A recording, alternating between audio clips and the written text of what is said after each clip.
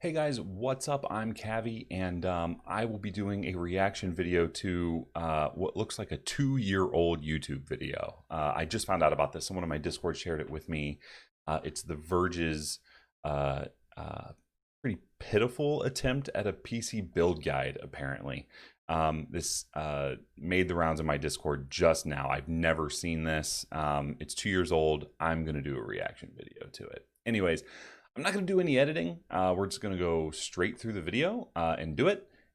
So if I end up uploading this to YouTube, I guess like and subscribe and all that garbage. All right, let's kick this off. So a few years ago, TC, or Managing Editor, built a gaming desktop, but it's kind of out of date, and it's definitely not going to hold up for Battlefield 5.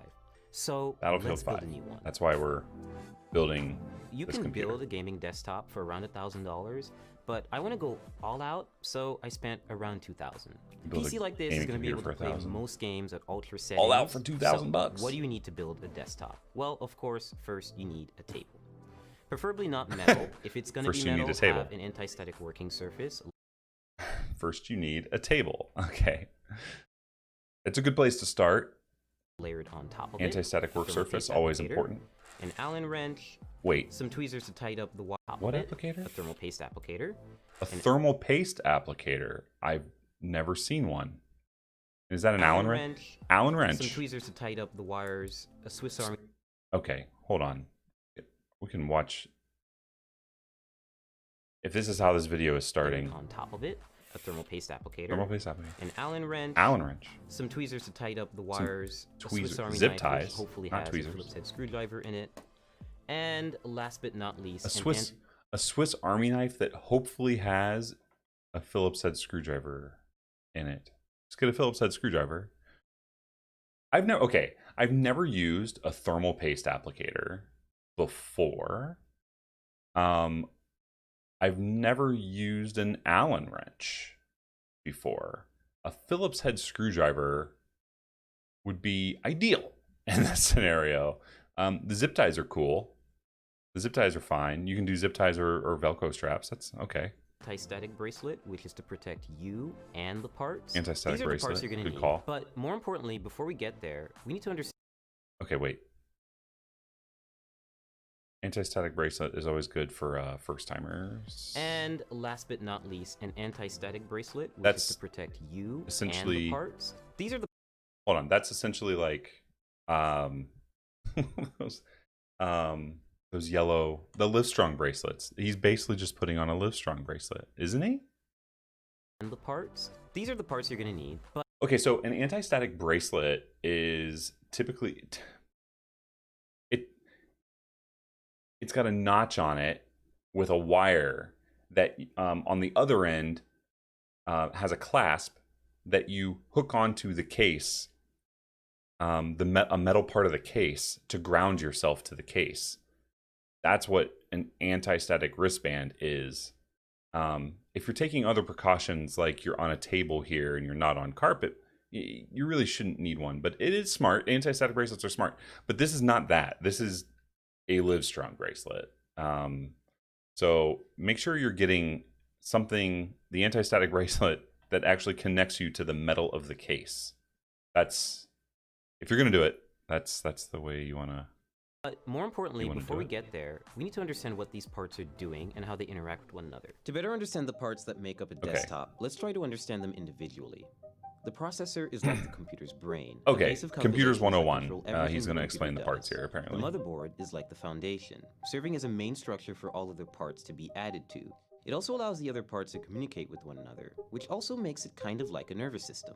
Graphics cards are responsible for rendering and processing visuals into what you see on screen. Our PC power supply is, of course, channeling electricity, in that it adjusts and provides the right amount of energy to keep it running. Last but not least, RAM, or random access memory, and your hard drive are good examples of short-term and long-term memory, respectively. If you want to better understand what kind of computer to build, then first figure out what you want to use it for. A gamer might care more about a graphics card than, say, a video editor who might want extra RAM to assist with editing large files.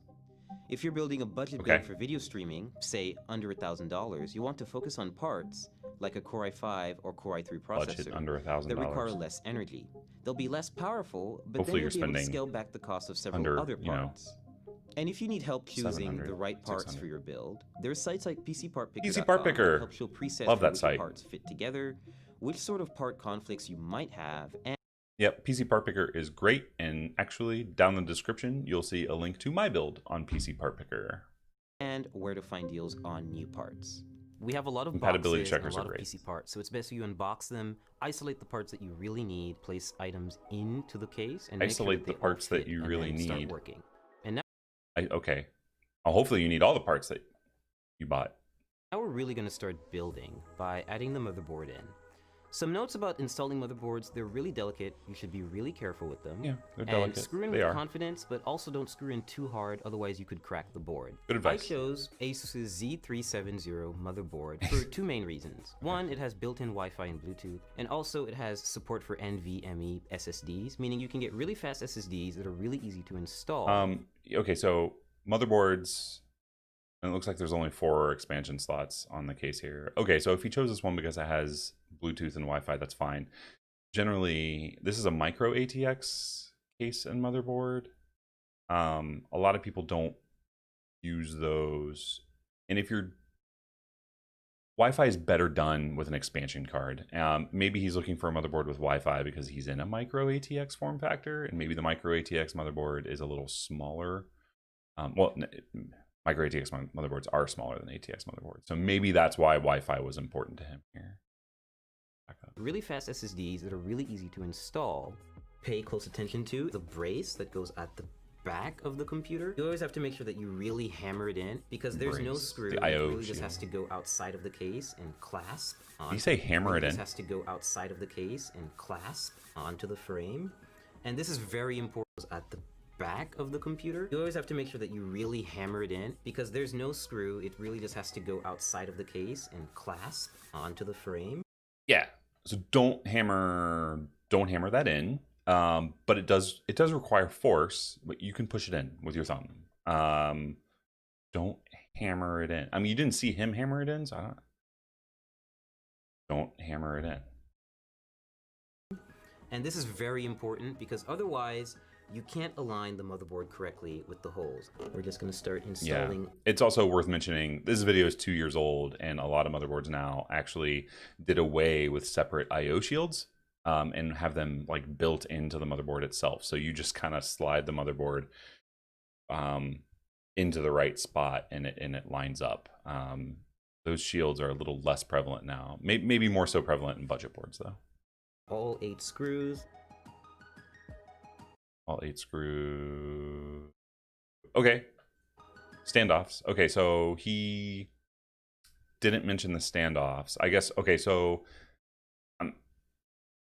all the other funny stuff we've seen so far, at least I'm seeing motherboard standoffs, and he didn't mention them. These are very important for motherboards installation of the case. Some cases have them pre-installed, other cases don't. But in either case, you need these. It's what the screw is going to screw into a motherboard standoff. What the standoff does is it creates space, a thin layer of space between a case and the motherboard, so that the motherboard doesn't touch the metal of the case and create a short, an electrical short.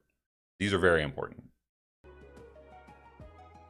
So next we're going to install the RAM on the motherboard. I chose Corsair's 16GB Vengeance LED RAM for Popular. 2 main reasons. One, it has LEDs, and we do like lights in our gaming desktops. LED. Secondly, it's pretty fast RAM. It's 2666 megahertz, I believe. So it's pretty fast, and this motherboard supports that speed, which is most important. Okay. We can talk about LEDs, I guess. If that's his first listed reason, that's weird. LED is a personal taste thing. His second reason, 2666 megahertz RAM is pretty fast. That's actually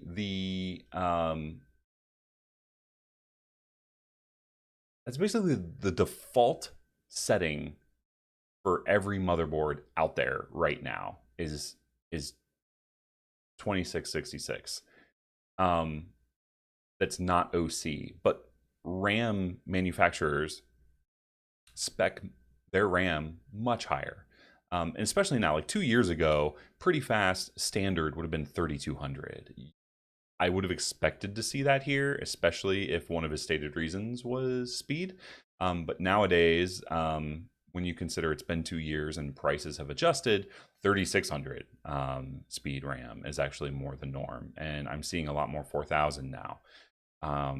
And most motherboards can support them. It's technically an OC stat. Motherboards, like the highest, stated speeds they'll support that's not OC is 2666, but with BIOS updates and motherboard support, it can easily accommodate higher speeds than that. Open the slots first and just aligning the stick with the middle of the strip, not with the end, and just lining that up with the logo. So once you hear that solid clasp and you don't see the gold connectors on the side anymore, that's when you know the RAM is in. Step 3. Okay. Like he got the RAM in. Did he have it backwards the first time?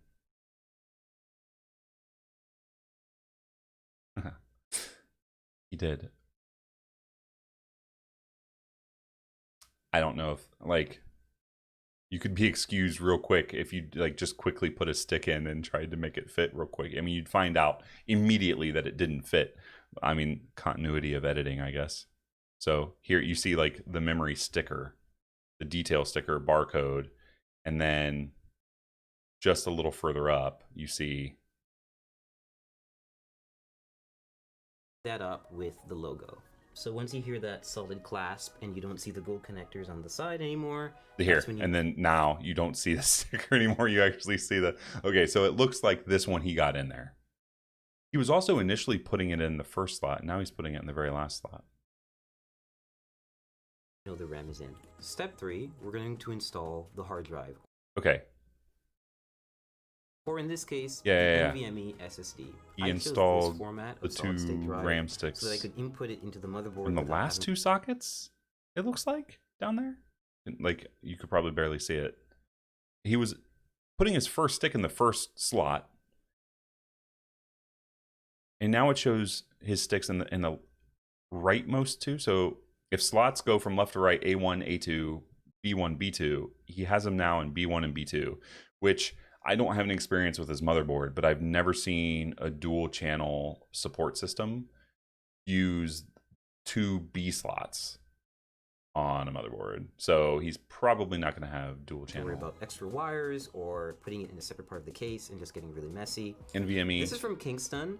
It is a very clean so SSD. It's not a lot, but you can always upgrade this and swap it out, and it's only held down by 1 screw and the latch, so it's really simple and really straightforward. Speed for gaming is important when it comes to a hard drive. You want files to write quickly, and you want games to load quickly, so that's why it's best if you use an SSD. Okay, so step 4, we're going to install the graphics card. I chose PNY's GTX 1080, which is overclocked. 1080, nice. And so it's a pretty easy installation. You're just going to find the gold connectors, and you're going to line this bracket with the back end bracket or your PC case. Yep. Now, which lane you choose depends entirely on what other parts you're going to put in the system. I'm just going to pick the top one because the SSD is at the bottom and I don't want to cover it. I just think it looks nice. Click down. Click down, yes. Take your... Okay. He is putting it at the top because he thinks it looks nice and he doesn't want to cover his SS. Now, which lane you choose depends entirely on what other parts you're going to put in the system. I'm just going to pick the top one because the SSD is at the bottom and I don't want to cover it. I just think it looks nice. Okay, no. Okay, when you put a GPU into a motherboard, you're almost always going to put it in the topmost PCIe slot because that's where motherboard manufacturers give the most bandwidth for the PCIe lanes. If you're using, especially in a micro ATX board, I mean, you might only have one other socket you could put it in. And yeah, that's being used in this case by the SSD. But you're always going to put the GPU at the topmost slot because that's where it's going to get the most bandwidth to do its thing, to transfer data. It's not because looks good, it's not because you don't want it to cover anything else. You're always going to put it at the topmost slot. That's where it's going to perform the best. Click down. Click down, yes. Take your remaining brackets and just put them in the spots that you haven't used. You don't have to screw these in. They get bolted down by the back end bracket. And your GPU is installed. On this particular case. I don't even know the case he's using. I chose Core. I don't think he ever... Did he ever say which case he's using? I don't remember.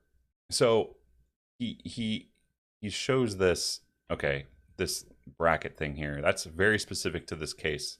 Some cases have them, some other cases do have them, but he says that you don't have to screw down these metal plates that he was putting back in to cover the expansion slots. Most cases I've experienced, you actually do screw those in. This case just has this feature, this little bracket here that sort of keeps them in place, which is fine. I had a Lanley case that had that as well. Power supply time. Power I supply. chose Corsair's 850 watt. Wait, power supply time. And we put the motherboard in. Oh my gosh. Okay, so he didn't. I don't think he put the CPU in the motherboard. We'll come back to because I need enough headroom for ray tracing GPUs when they come out, and I don't want to have to upgrade it again. So all you have to do is take the brick and make sure that you align it with. Okay, so that's something, and maybe this. I mean, this is a build video, so maybe this isn't the right place to bring this up. I've always had a bit of an issue with people who buy larger watted ratings, larger watt rated power supplies because they plan on upgrading later. First of all, he's in a micro ATX case, so there's not going to be much upgrading he's going to be doing, unless he's putting a second GPU in there. That would be the only thing I would say that would require a power supply like that one, unless you're running a server with multiple hard drives, hard disk drives that all have motors to spin up or something like that. This machine would probably run just fine on a 650 watt power supply, even if you thought, like he does, these and he's speaking of RTX cards, 2-year-old video. He's speaking of the ray tracing cards that are yet to come out in this video. Even if you were preparing for one of those, you would still be fine with a 650 power supply. I don't know the CPU he's using, because I don't think he's actually attached it yet. Again, which you typically do that before you put the motherboard in the case. It's another thing that is wrong that didn't occur to me right away. But you don't have to overbuy a power supply unless you really need that power. Even if you were just planning on swapping a GPU later with another GPU. The fact of the matter is, CPUs and GPUs over time, especially over the past 5 or 6 years, have actually become more energy efficient. So have actually required less power.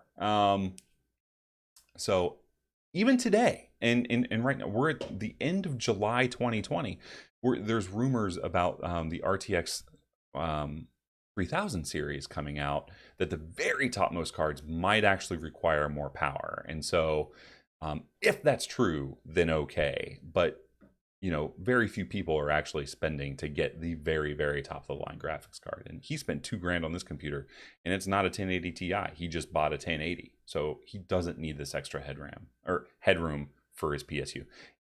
So just a note there. I know this is a building video, but that's always something that comes up in conversations about building computers. These little insulating pads, so the power supply doesn't. Back it up you a little align bit. it with. Is take the brick. And make sure that you align it with these little insulating pads so that the power supply doesn't short circuit and come into contact with the rest of the system. That's not an issue for power supplies. You call it insulating pads? I'm pretty sure that the rubber there is to basically just reduce vibration because there's a fan on the inside that moves. Power supplies are grounded by their very nature because it uses the ground in the power socket in your wall to ground it once you plug it in. So you don't have to worry about the power supply touching metal. in your case, like you would a motherboard, right? The motherboard is an exposed piece of electronic PCB. You need those standoffs to separate that from the metal of your case. You don't need this. This is, none of the components are exposed. They're all grounded on the inside. That's weird. So just take it in, slide it in nice and easy until you have a snug fit, and then shift it to the back and make sure it's right up against the frame. Now you just take the required screws and you tighten and screw backwards. in. So next step, we're going to install the CPU core. I think that's in backwards. In this case, it's going to go on the top end of the case, and we're just going to have the Okay, so I think it's in backwards. Let's back it up. Okay, so if this is the rear of the case, which means this would be the side panel of the case, he's got it up on its side, so it's not drawing air from the bottom. Okay, so he's got the fan facing the partition, the case partition here, basically the motherboard tray. That fan is designed to bring air in to cool the components of the PSU. So he's looking at overheating his PSU at this point. The fan should be exposed here, and I hope this case, I guess we'll see once he puts it all together, I hope this case has like a perforated side panel here. If it's asking him to vertically, sort of set it in vertically like this, the fan should be here. So I hope the case, when he puts a side panel on, has some perforated like openings here to accommodate for that. I guess we'll see that later. And make sure it's right up against the frame. Now you just take the required screws and you tighten. Yeah, okay, so this is pretty rough. So next step, we're going to install the CPU core. In this case, it's not like terrible, but and we're just going to have the hose hang out for a little while until we install the processor, which is going to come a little later. Always be sure to try to place it in the system first before you install it, because you can see it takes up a lot of space. But in this case, no pun intended, it fits in perfectly, and we're going to start screwing it in. And so there's nothing special about the screwing in process. They're just really long screws because they go through the entire frame of the cooler, and they take forever. Oh! Wait. Okay. Okay, so he's got,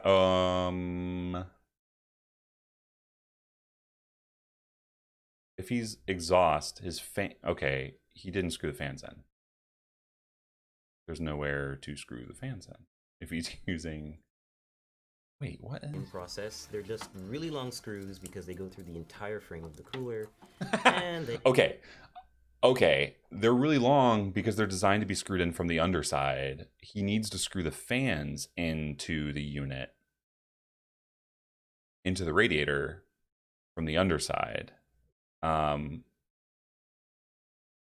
You don't screw this thing in to the top like this. And in fact, if you're using a screw that long, he might actually be piercing components inside. He might be piercing something inside the radiator and causing a leak. That's not good. Yeah, you use the screws from the bottom to screw the fan onto the radiator. Wow, and then you use smaller set of screws. They take forever. So next up, cables. Every power supply is going to come with a big bag of Velcro cables. It's kind of daunting at first, so you always have to find the power supply. Not every power supply will. So he's got a modular power supply, which is great. Should be good for cable management. Modular power supplies allow you to only use the cables that you need to use, which cuts down on cable clutter inside the case, right? So good that he chose a modular power supply, but not every power supply is like that. Ones that are going to fit. In this case, you need to match those cables with the correct descriptions on the power supply. Next step is... Yeah, that's actually very important. So good for him for pointing that out. A lot of these cables actually, like 6 pins. Some motherboards are 6 pins, GPUs are 6 pins too. It's actually very important that you match the cable with the correct socket on the PSU. It's very important that you do that. You don't want to be sending, too much or too little power. First of all, you don't want to send too much power to the wrong component. That would be the worst case scenario. We're connecting the power supply to the motherboard with a 24-pin cable. We're just Yep. matching that cable from the motherboard, threading it through the back, and attaching the 24-pin header to the power supply so that we can have one of the connections complete. The next few additions will be for the GPU, for any specific ports that the case has, for any lighting that the case has, the CPU cooler, anything else really. We're installing It's fine. the CPU, the heart of the computer or the brain, Okay. depending on how Okay, so now he's putting the CPU in. He doesn't even have... He has the cooler in first before he even has the CPU in there. Okay, so it's always easier. It's always easier. And of course, this is an all-in-one, right? So you can't install that first. So that's fine. But it's always easier to attach everything you need to the motherboard first. So he put the motherboard in first without anything attached to it. And then he put the memory on it. And then he put, I believe, the SSD in there, the NVMe SSD. It's always easier to do those things, attach those things to the motherboard first before you put the motherboard in, especially in a smaller form factor case like this. There's a lot less room to, navigate once you have the motherboard inside the case. He probably could have made it easier on himself if he did that. Just a note. So to do this, we're just going to remove He'll be fine. The plastic covering that they put on the motherboard. We're just going to take this little like the socket part shield. out. We'll just toss that out of here. And now we have an exposed CPU holder, or rather slot, on the motherboard. Socket. And we're going to use the CPU applicator. This is a special little part that not everyone may get, but this motherboard that we got from ASUS definitely does have. It's called a CPU installation tool. CPU. It makes it really useful if you want to install installation a tool? Core i7 hexa-core CPU. Yeah, we've got one, and it's an 8th generation chip, and it's ready to go, and it supports overclocking. So what having this little installer does for you is it's basically a brace that you can apply right to the CPU. I've never used one of these with the before. triangles that you'll see on the bottom left corners. And this will make it easier for us to apply it to the... Okay, I've never used one of these before, but I've also never used an 8th gen Intel, and so maybe that's a feature for that? I don't know. I've never used anything like that before. He did mention the triangles, though, and so each socket on the motherboard will have a notch that will line up with a triangle on a corner of the CPU, so that you know how to put it in, the orientation of how you put it in. I've never seen this bit of plastic before motherboard, and then apply thermal paste used to apply a CPU. Cooler on top. And we're just going to carefully lean it down into the system and make sure that everything lines up, and we're going to clasp down on it, and we'll be good to go. There's no way that plastic piece is still there. So we're about to apply thermal paste to the CPU. So I don't know that. Every CPU cooler actually comes with a bit of thermal paste already neatly applied in a circle around it. How convenient. But it's usually not enough. It's good, essentially PC building practice to have a little bit extra and layer it on top of the CPU. The final portion is to add the CPU cooler to the top end of the processor. So you're going to see that there are 4 brackets. No. Okay, all right. Okay, I need to go back. Down into the system and make sure that everything lines up, and we're going to clasp down on it, and we'll be good to go. Okay, this must be where people really gave this guy a whole lot of shit. This is not good. So we're about to apply thermal paste to the CPU. Every CPU cooler actually comes with a bit of thermal paste already neatly applied in a circle around it. Yes, it does. But it's usually not enough. It's good, essentially PC building practice to have a little bit extra. Okay, no, that's not right. So if thermal paste is pre-applied for you, you don't need more. That's the point of having some pre-applied. You don't need any more. So the only way you would using aftermarket thermal paste is fine, but you want to remove the pre-applied thermal paste from whatever cooler you're getting that has it pre-applied on it. You want to remove that first if you're going to use aftermarket thermal paste. And layer it on top of the CPU. The final portion is to add... So no, and then no. What? Okay, what is this? I have never... Okay, there are a lot of different ways people swear that you're able to apply thermal paste. First of all, on top of already pre-applied thermal paste is never the way to go. Second of all, I've never seen this one. A dot and a line and a dot and a line and a dot and a line and a dot, and it looks like he's just making a square with a bunch of little dots on it. So I know people that use lines. They'll do like 2 or 3 lines down the processor. I know people that put a pea-sized dot in the middle of the processor. That's what I do. I put the pea-sized right in the middle. But I've never seen this. This looks like a web. And so he's adding, that's a ton. And he's adding that in addition to, okay, don't do that. Just don't do that. Just don't do that. The final portion is to add the CPU cooler to the top end of the processor. Yeah. So you're going to see that there are 4 brackets. Oh my gosh. Look at this mess. So you're going to see. I can't get it. Where his finger's in the way. Hold on. So you're going to. Okay. This is how he applied a thermal paste in a web-like form, and you can kind of see it here. But it almost looks like it's melted. I don't, like, it didn't hold up at all. Thermal paste is actually really thick. Like, this looks like it ran a bit. Oh. He had a thermal paste applicator at the beginning of this, which, again, I've never used one of those. Some people spread thermal paste across a CPU. Some people, you can do that. I suppose you can. I don't do that.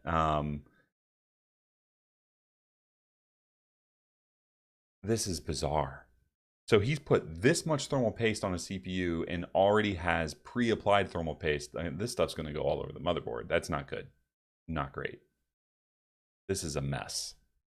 This is a mess. So the common thinking when you apply thermal paste is that you put a dot in the middle or you put some lines down the CPU, and to spread it, when you put the cooler onto the CPU and you tighten it down, that force spreads the thermal paste across the surface of the CPU for you, right? Which is why the idea of a thermal paste applicator is a little weird. Some people like to spread it out. I just use the compression force from a cooler, to spread that out for me. This will create a mess. Don't do this. You can see that there are 4 brackets, or rather like screws in here, right. with 4 brackets and motors screws right here. Tighten them down. And they're going to keep the cooler raised off the processor, but it's also going to be close enough to actually physically come in contact with it, like basically keep it cool. Okay, no, it will come into contact. You want that contact with the CPU. So those aren't designed to keep the cooler from touching it. He worded that very weirdly. He's worded a lot of things weirdly, and this has got to be the part where people just roasted him. Raised off the processor, but it's also going to be close enough to actually physically come in contact. But it's close enough to physically come in contact. It will physically come in contact. The cooler should come into physical contact. It should be tightly compressed.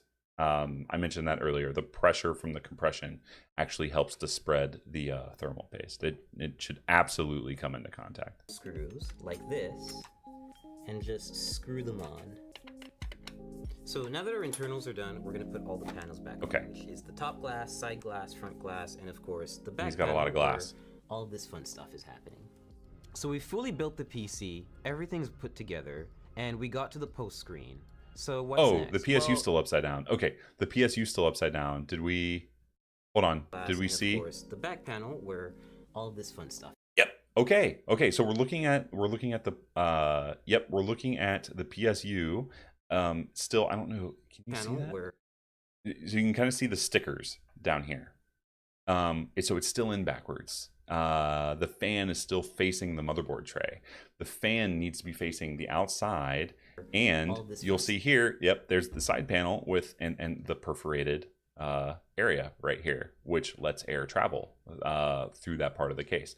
And so as I suspected, if he turns the PSU basically upside down from what it is now, the fan will be facing this perforated area, will draw cooler air into the PSU to keep the PSU cool and out the rear of the PSU. So that's unfortunate. It really stacked up for this guy, didn't it? Not great. Not great. So we fully built the PC. Everything's put together.